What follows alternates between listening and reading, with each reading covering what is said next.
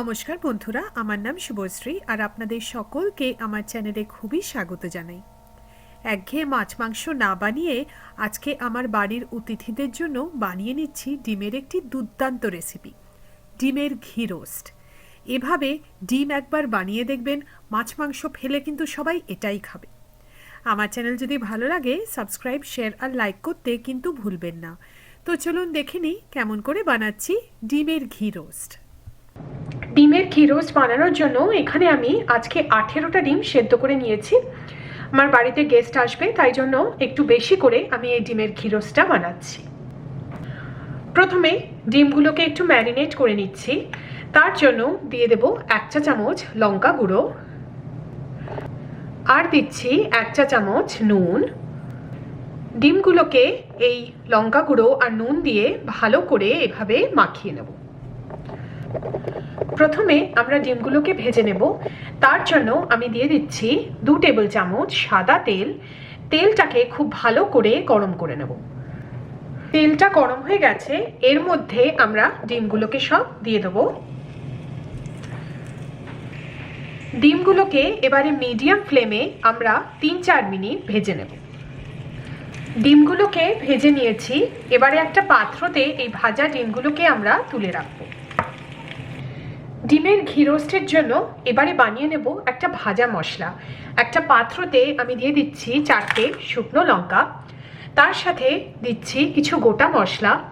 নিয়ে নিয়েছি 3 টেবিল চামচ গোটা ধনে, তার সাথে দিলাম 2 টেবিল চামচ গোটা জিরে, দিচ্ছি 1 চা চামচ গোটা মেথি, আর দিচ্ছি 1 চা চামচ গোটা গোলমরিচ।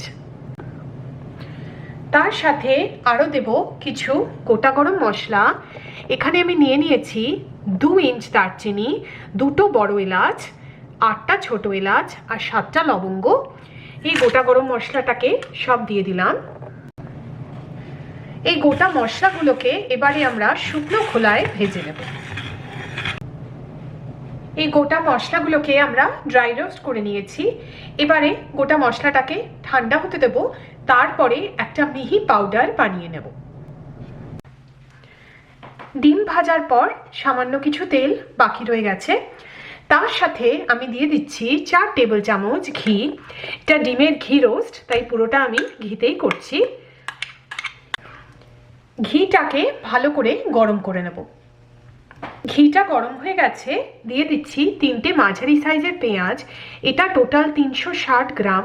পেঁয়াজগুলোকে আমি ছোট কুচি করে নিয়েছি। পেঁয়াজগুলোকে সব দিয়ে দিলাম। এবারে আমরা পেঁয়াজগুলোকে লালচে করে ভেজে নেব। পেঁয়াজটা ভাজা হয়ে গেছে, এর মধ্যে এবারে দিয়ে দিচ্ছি 2 ইঞ্চ আদা। আদাটাকে আমি গ্রেট করে নিয়েছি।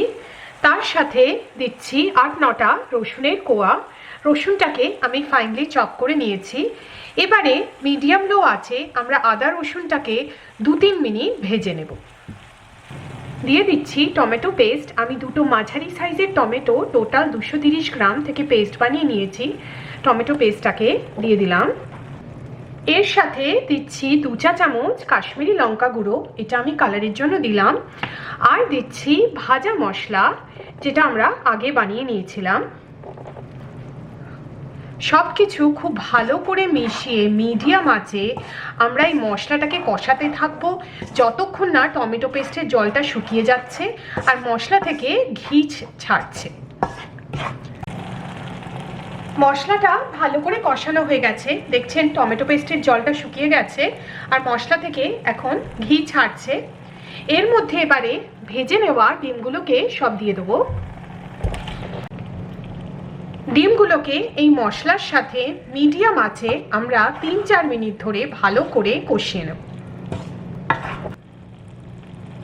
ডিমগুলোকে মশলার সাথে ভালো করে কষিয়ে নিয়েছি, দেখছেন ঘিটা ওপর অব্দি এসে গেছে। এর মধ্যে এবারে দিয়ে দিচ্ছি নুন স্বাদ মতো, তার সাথে আরও দিচ্ছি সামান্য জল। আমি 1/2 কাপ মতো জল দিলাম। আমি এটা মাখা মাখা রাখবো, তাই আমি বেশি জল দিচ্ছি না। সব কিছু ভালো করে একটু মিশিয়ে নেব। এবারে ঢাকা দিয়ে মিডিয়াম লো আছে আমরা ডিমটাকে 2-3 মিনিট রান্না হতে দেবো। আমাদের ডিমের ঘি রোস্ট এখন অলমোস্ট তৈরি। সব শেষে গার্নিশ করে দিচ্ছি কিছু ধনেপাতা কুচি দিয়ে। আমাদের ডিমের ঘি রোস্ট এখন একদম তৈরি। মাছ মাংস ফেলে সবাই কিন্তু এটাই খাবে ডিম যদি এভাবে বানান।